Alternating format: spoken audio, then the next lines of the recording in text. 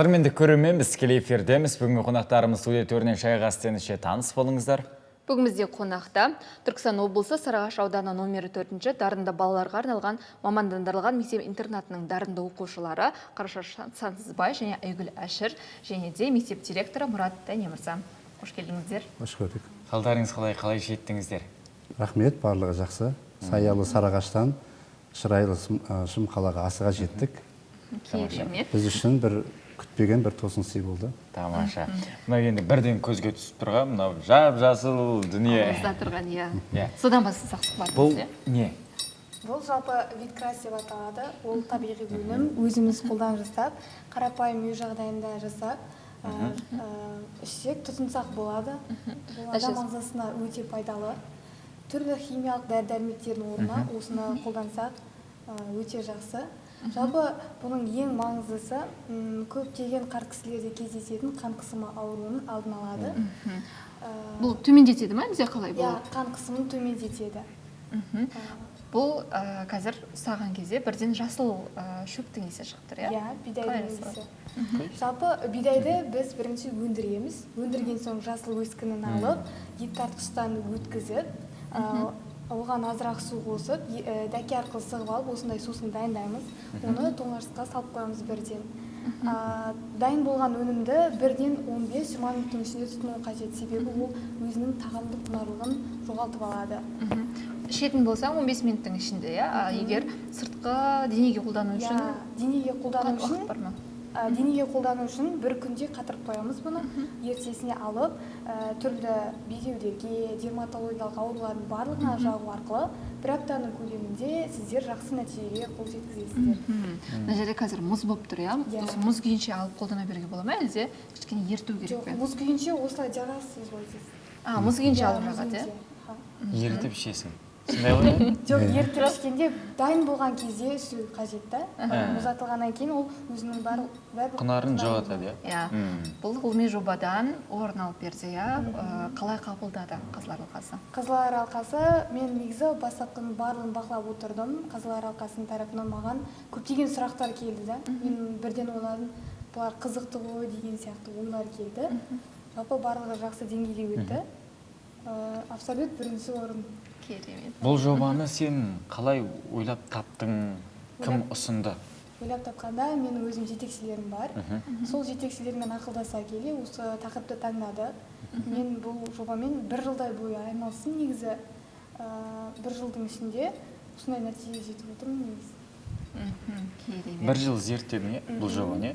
Иә, зерттеп.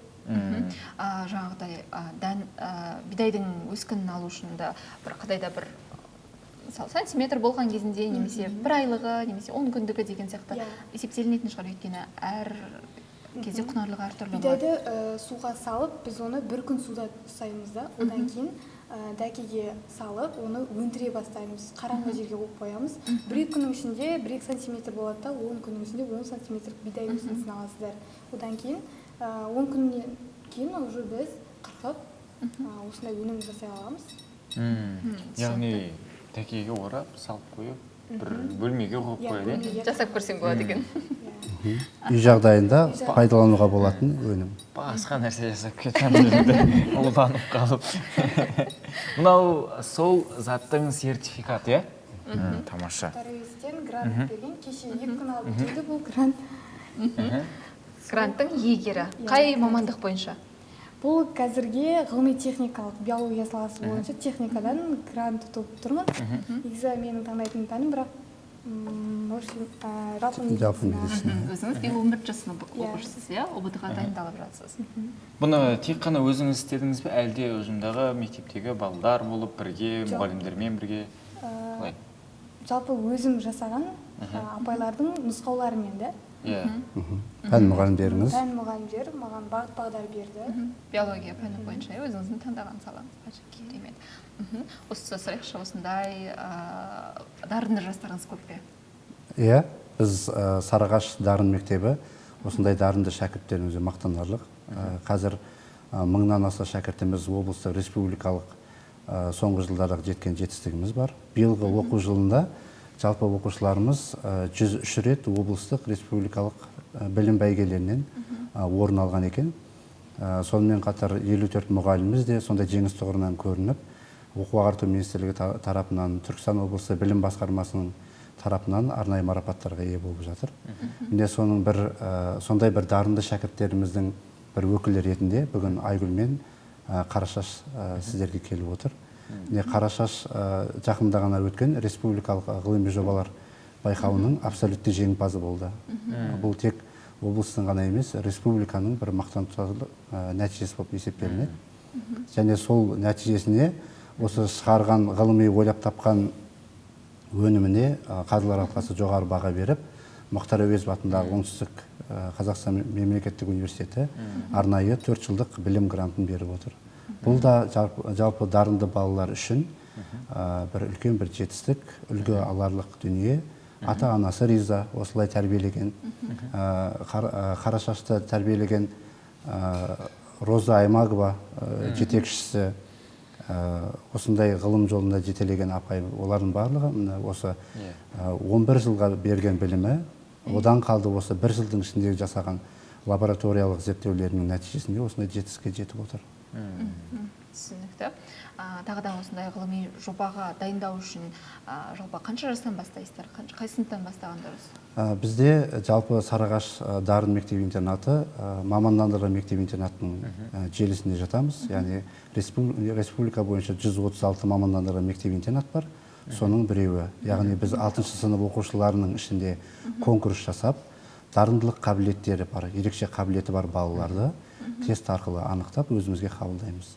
7-ші сыныптан бастап біздің балаларымыз жекелеген пәндер бойынша пән олимпиадасына, ғылыми жобаларға дайындыққа бірден кіріседі.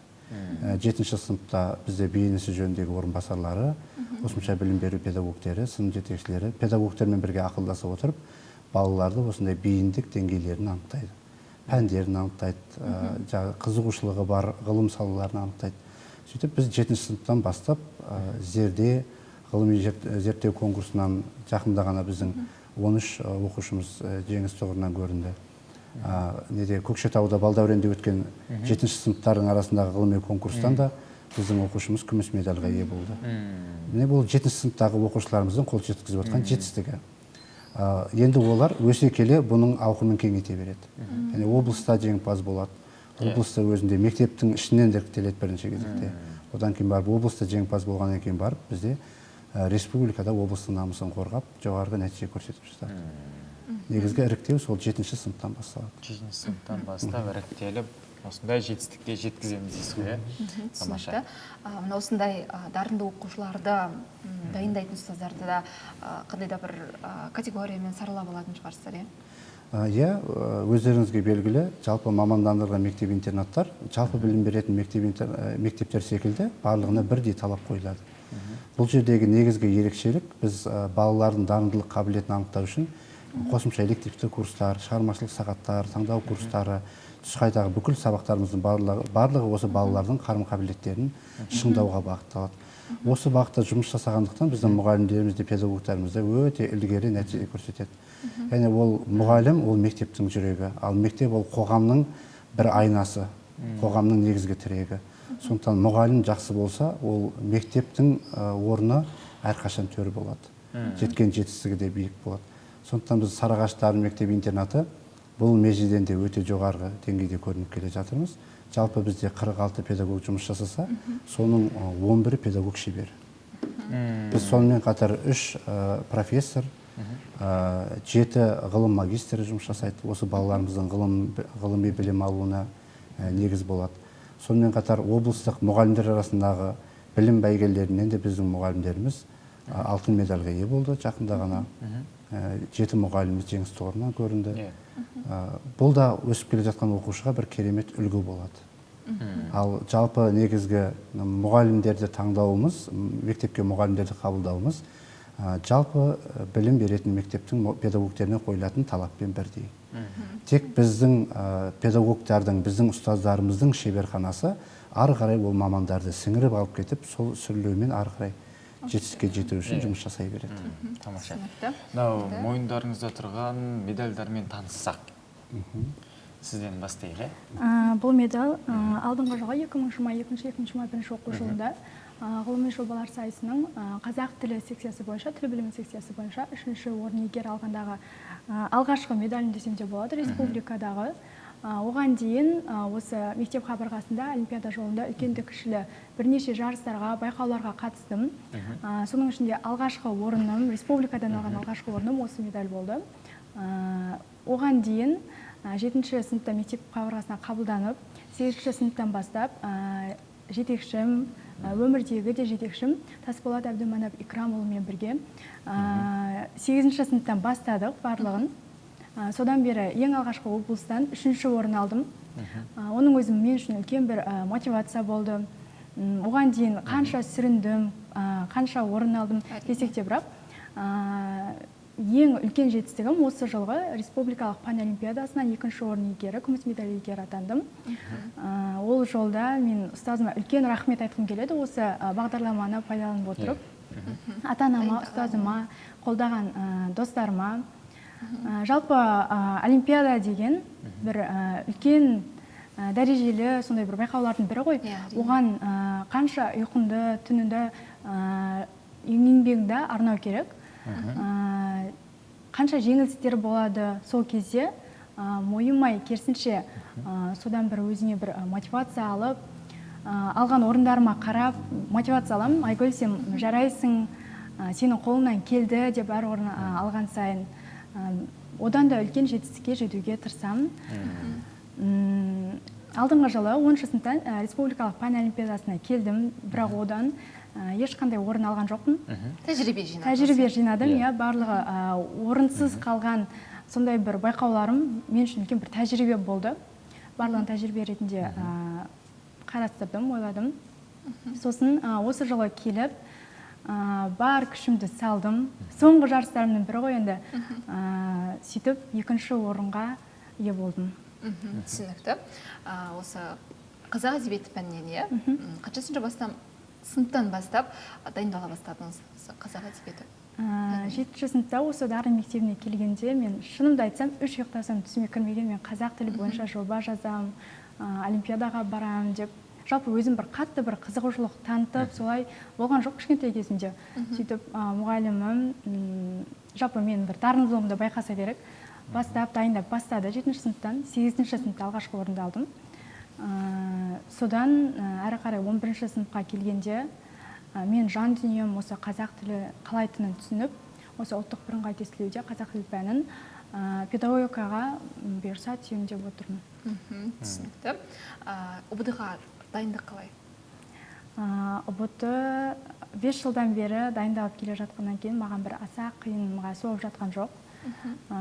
Осы уақытқа дейін үйренгендерім, оқығандарым барлығы қазір алдынан шығып, қатты қиналып жатқан жоқпын, негізі дайындық да жақсы ойдағыдай. Ал республикалық олимпиадада қандай тапсырмалар болды?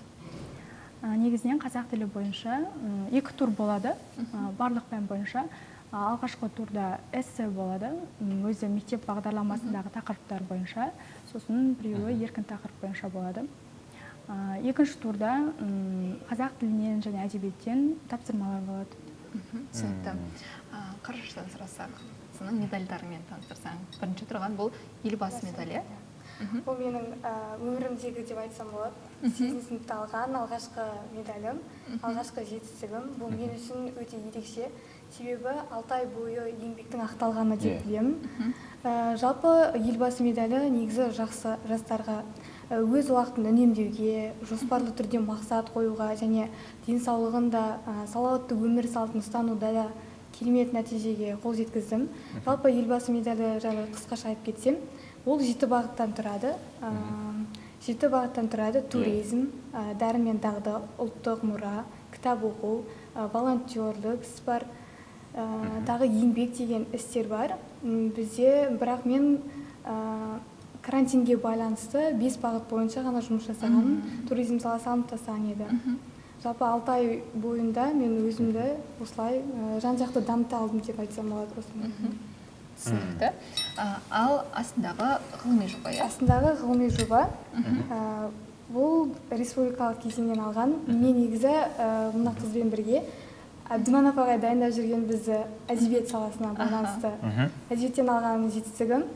Жалпы мен 11 сыныпта, 10 сыныпта мен білдім биология химия таңдайтынымды, бағытым басқа екенін.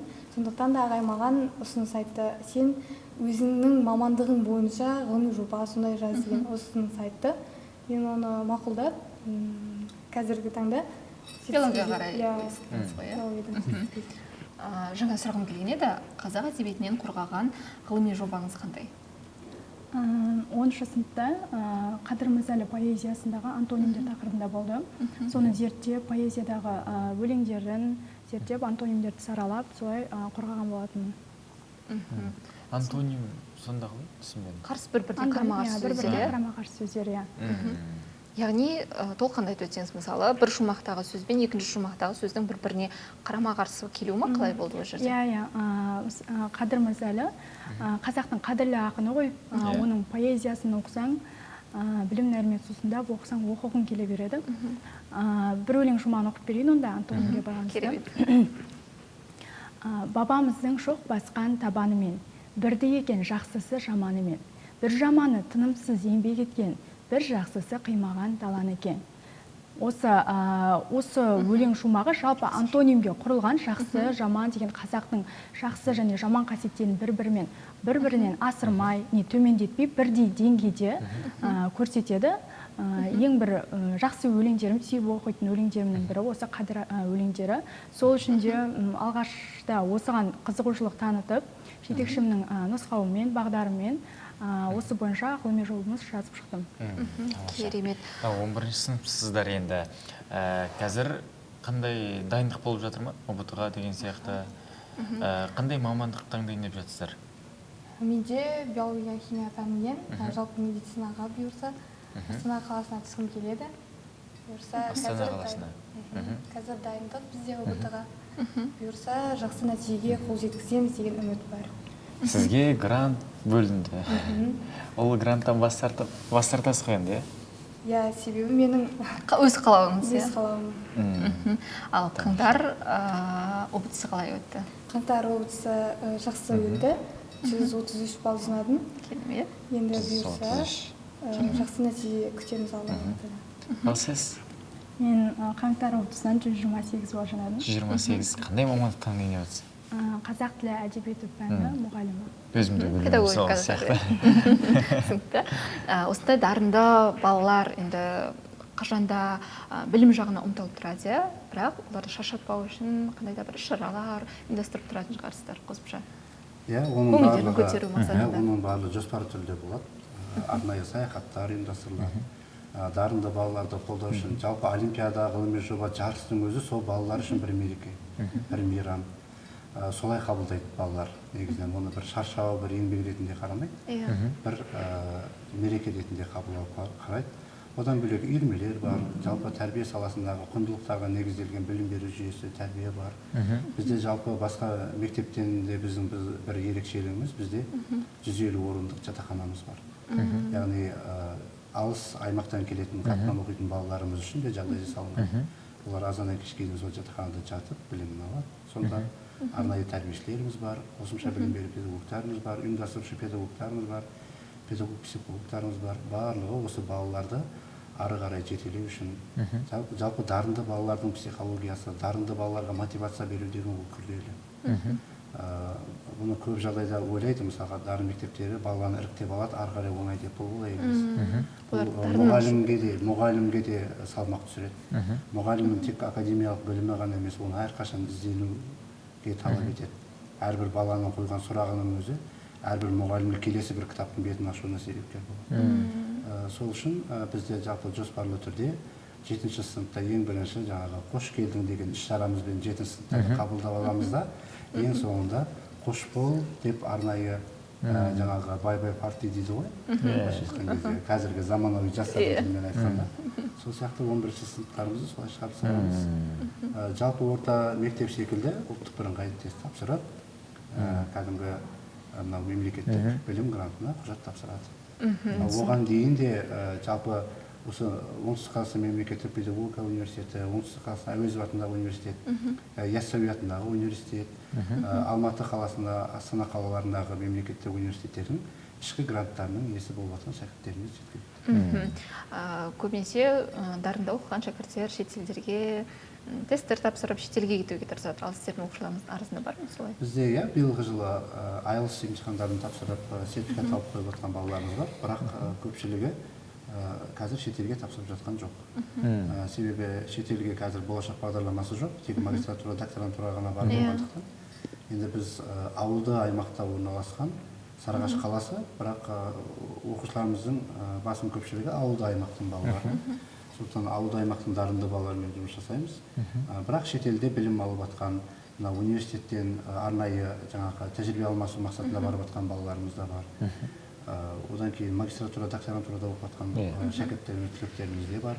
Олардың барлығы енді биылғы жылға әлі шетелдік университеттерден бізге шақырту келген жоқ шәкірттеріміз. Бірақ емтихан тапсырып, IELTS құжаттарын, сертификаттарын жүктеп қойды. Түсінікті. Биыл қанша түлеп ұшады мектептен? Биыл бізде кезекті түлектеріміз 69 шәкіртіміз бітіргелі отыр. Оның 68-і ұлттық бірыңғай тестке қатысуға өтініш беріп қойды. Қанша алтын, қанша қызыл? Енді биылғы жылы білесіздер, алтын белгінің ережесі өзгерген. Ол бойынша әрбір 90-ы 5 болу керек. Бұрынғыдай жылдық баға ғана емес. Сондықтан биыл енді біздің алтын белгі үміткерлер саны сәл түсіңкіреп тұр. Соған байланысты енді биыл 6 үміткеріміз бар. Бұл да жаман көрсеткіш емес. Одан бөлек 13 оқушымыз үздік аттестаттан үміткер. 18 оқушымыз негізгі орта білімнің үздік аттестатынан үміткер. Тамаша. Бізге берілген уақытта өз мәресіне жетіп қапты. Осы көрермендерге айтар ықылас тілектеріңіз болса мархабат, сөзге өздеріңізде. Онда мен шәкірттерімнен бұрын мен сөйлеп кетейін. Осы отырар телеарнасы бұл жалпы журналистика саласының қара шаңырағының бірі ғой, оңтүстік аймақтың. Сондықтан осы бағдарламаны пайдалана отырып, мен дарын мектебіне, Түркістан облысындағы осы білім саласында қызмет етіп жүрген аяулы ұстаздарымызға, білім басқармасына, бізді қолдап отырған осындай дарынды шәкірттерімізді біздің қолымызға аманат етіп тапсырып отқан ата-аналарымызға үлкен алғысымызды білдіреміз. Біз ол кісілердің үмітін ақтаймыз, сенім межесінен шығамыз ғой деп ойлаймын. Жалпы сіздерге алғысым шексіз, осылай елеп, ескеріп, шақырып отырғандарыңызға.